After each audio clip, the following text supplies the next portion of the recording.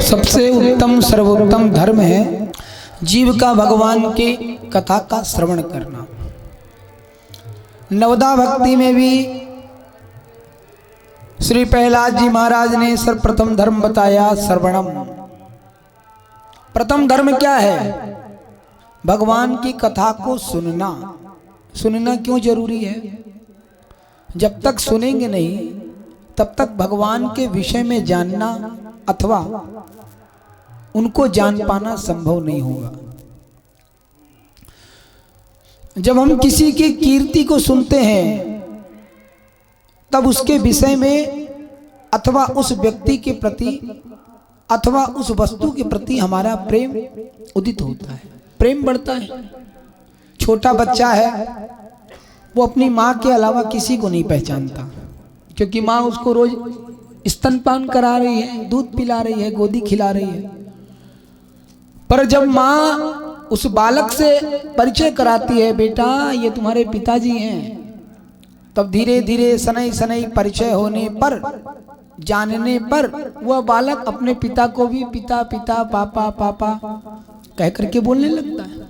ये तुम्हारी चाची हैं, ये चाचा जी हैं, ये बड़े पापा हैं। उसी प्रकार जिस प्रकार हम संबंध संसार में परस्पर एक दूसरे के प्रति निभाते हैं, उसी प्रकार जब हम अपने संबंध को ईश्वर के प्रति निभाना प्रारंभ कर देंगे, वो भी कैसे?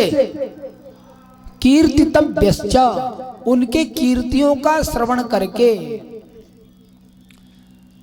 श्री व्यास जी महाराज लिखते हैं, श्रोतव्यः कीर्तितव्यश्च स्मर्तव्यश्च।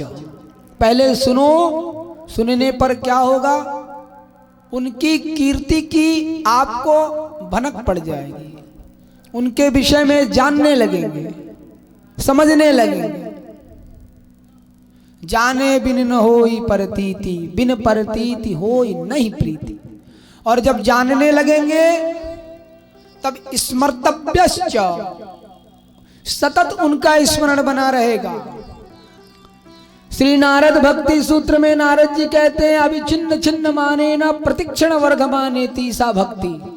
क्षण प्रति क्षण अपने प्रेमी के प्रति जो बढ़ रही हो, ऐसी भक्ति सर्वोपरि और सर्वश्रेष्ठ है। एक क्षण भी अन्यत्र मन ना जाए। गोस्वामी जी ने बहुत सुंदर इसके ऊपर भाव लिखा है, आप कोई भी कर्म करते रहिए, आप कैसे भी रहिए, आप किसी भी अवस्था में रहिए, पर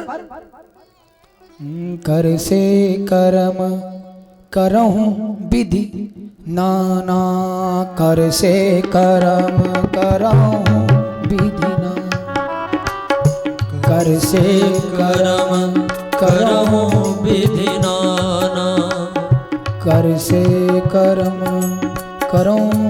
आप कुछ भी करिए, पर संसार है, संसार के कर्तव्यों को छोड़ा नहीं जा सकता, कर्तव्यों से मुखर नहीं हुआ जा सकता। घर परिवार भी देखना है, हितनात रिश्तेदार कुटुंबी जन को भी देखना है, पूरे परिवार को देखना है, तो कर्म करते रहिए। पर गोस्वामी जी कह रहे हैं, मन राखहूं जहां कृपा निधाना, मन राखहूं जहां कृपा निधाना। अपने मन को वहां रखिए। कहां? जहां परब्रह्म परमात्मा परमेश्वर निवास करते हैं। और परमात्मा कहां निवास करते हैं बताइए वाजपेयी जी? परमात्मा कहां रहते हैं? हृदय में रहते हैं। तो जो सतत रूप से हृदय में प्राणियों के बैठा हुआ है, जब हम उसकी अभिव्यक्ति करते हैं अर्थात उसको देखने का प्रयास करते हैं, तो होता क्या है? छिद्यते हृदय ग्रंथि भिद्यन्ते सर्व संशया, छियन्ते चास्य कर्माणि। हृदय की जो गांठ है, ग्रंथियां हैं, वो टूट जाती हैं। विद्यन्ते सर्व संशया, सारे संशय अर्थात भ्रम, संशय अर्थात भ्रम। रात में सोते हुए आपने कोई सपना देखा, वो सत्य नहीं है।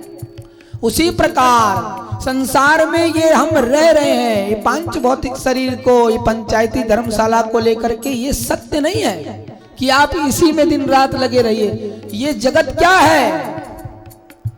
ये स्वप्नवत है। मोहनिसा गोस्वामी जी ने कहा, सब सोवनिहा, सब सो रहे हैं संसार में, निद्रावश है, अचेतन है। वैराग्य ज्ञान दोनों अचेतन अवस्था में कब तक पड़े रहते हैं? कब तक मोह निद्रा में पड़े हैं? जब तक अपने स्वयं को नहीं जान गए। तो गोस्वामी जी कहते हैं, मोहनिसा जग सोवनिहारा, मोहनिसा जग सोवनिहारा, देखत स्वप्न अनेक प्रकारा, देखत स्वप्न अनेक प्रकारा। ये घर मेरा, ये धन मेरा, ये घर मेरा, ये धन मेरा, ये नातेदार हमारे हैं, ये नातेदार हमारे हैं। इन सभी साज समानों से छूट जाएगा रिश्ता तेरा, इन सभी साज समानों से छूट जाएगा रिश्ता तेरा। प्राणों के तन से जाते ही इसको लाकर बाहर गिरा, इसको लाकर बाहर देगा, इसको लाकर बाहर। ऐसी मोह रूपी निद्रा से जीव ग्रसित है कि अपने वास्तविक स्वरूप को जानना ही नहीं चाहता है, और ना जानने के कारण व्यक्ति का आवागमन ये कभी छूटने वाला नहीं है। कथा क्यों सुनी जाए भाई? कथा सुनने का परिणाम क्या? क्यों सुनी जाए? नित्य कथा सुन रहे हैं, शास्त्र कहता है बार बार सुनो, पर क्यों सुने? हमारे अज्ञान ग्रंथि का भेदन हो जाए, अज्ञानता का समास हो जाना, अज्ञानता की समाप्ति हो जाना ही कथा की पुनरावृत्ति है। महाराज वाजपेयी जी, कथा एक बार भी सुनिए तो भी कल्याण, 1000 बार सुनिए तो भी कल्याण। भगवान यदि हृदय में बैठे हुए ईश्वर के सतत स्वरूप को हम जान जाते हैं, उसको जानने की हमारी जिज्ञासा प्रबल हो जाती है, तो श्लोकार्धम, भागवत जी कह रहे हैं, श्लोक पादम्बा, आधा श्लोक भी यदि आपने सुना है तो आपका कल्याण हो जाएगा। पर कब?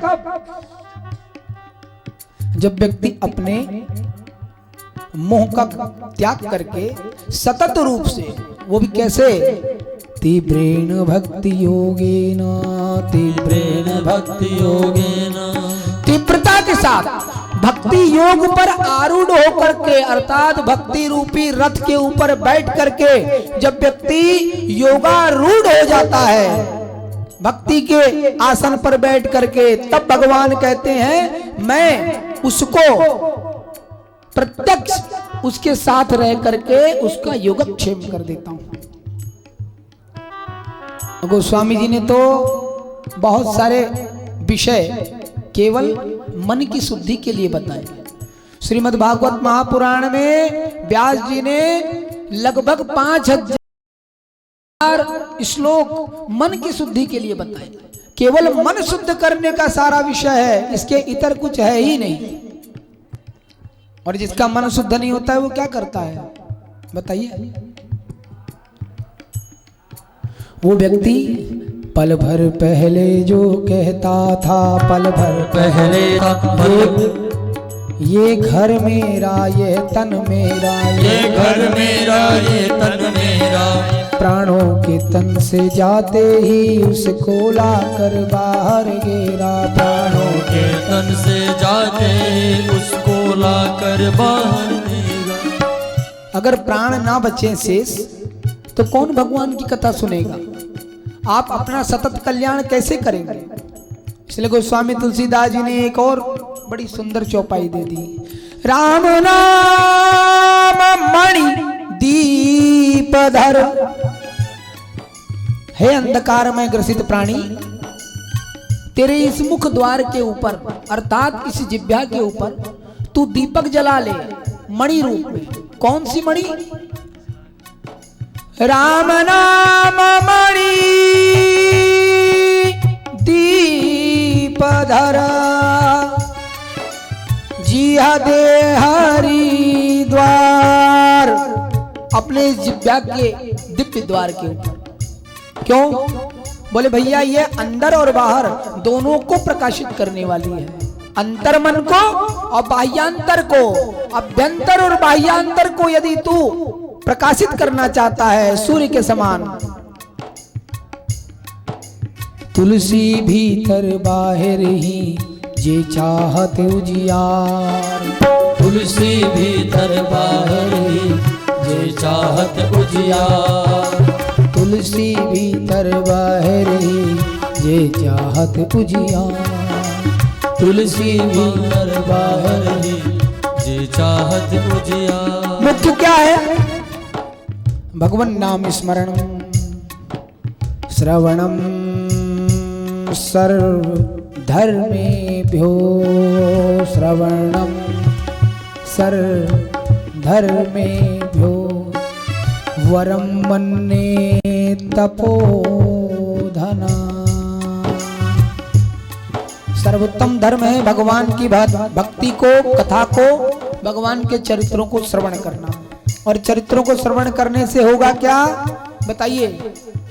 विषयांतर में लिप्त जो प्राणी है उसके विषयों से उसको निवृत्ति मिल जाएगी और परमात्मा में उसकी मति प्रवृत्ति बन जाएगी।